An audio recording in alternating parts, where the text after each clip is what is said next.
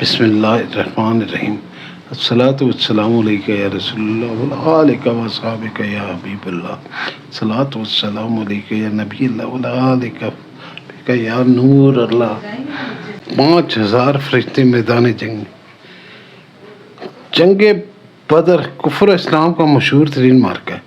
17 رمضان سن 2 ہجری مکہ اور مدینہ کے درمیان مقام بدر میں یہ جنگ ہوئی۔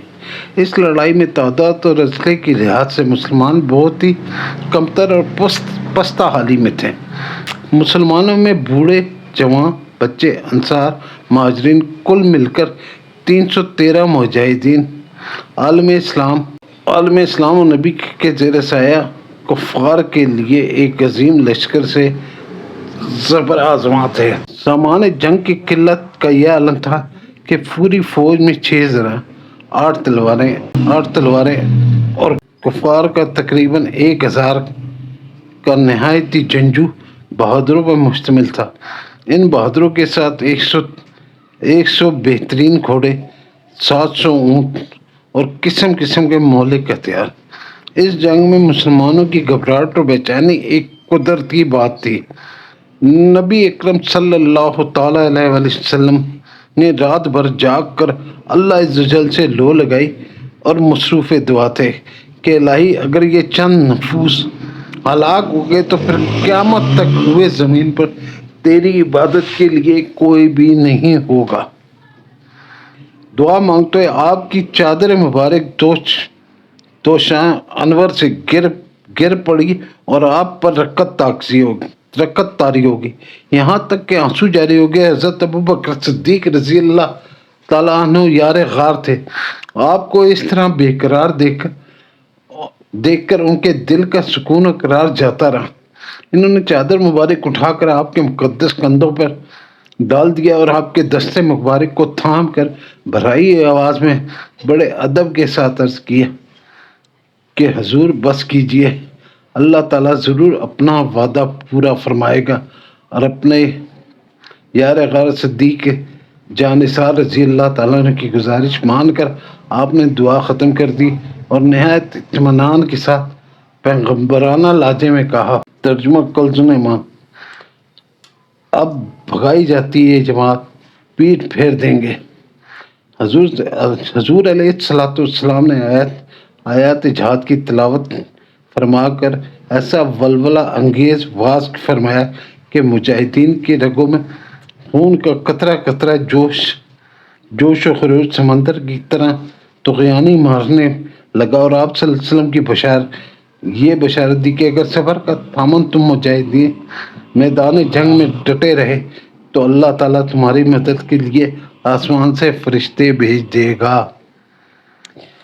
چنانچہ 5000 فرشتوں کو فوج میدان جنگ میں اتری اور دم و زن میں میدان جنگ کا نقشہ ہی بدل گیا۔ حضرت علی کرم اللہ وجہ کریم مجاہدین اور مہاجرین کا جھنڈا لہرا رہے تھے۔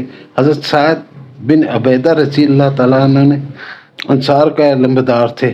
کفار کے 70 آدمی قتل کی گئے، 17 گرفتار ہوئے، باقی ماندہ سامان چھوڑ کر فرار ہو گئے۔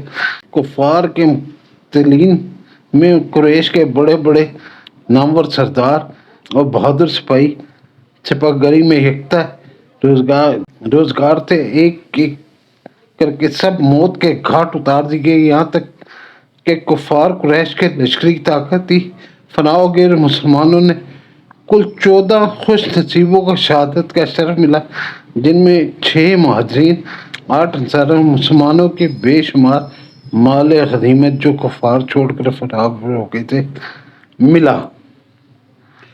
یہ اللہ کی مدد تھی جی، اللہ نے کرم فرمایا، اور وہ جنگ جو لگ ہی نہیں سکتا تھا کہ مسلمان جیت جائیں گے،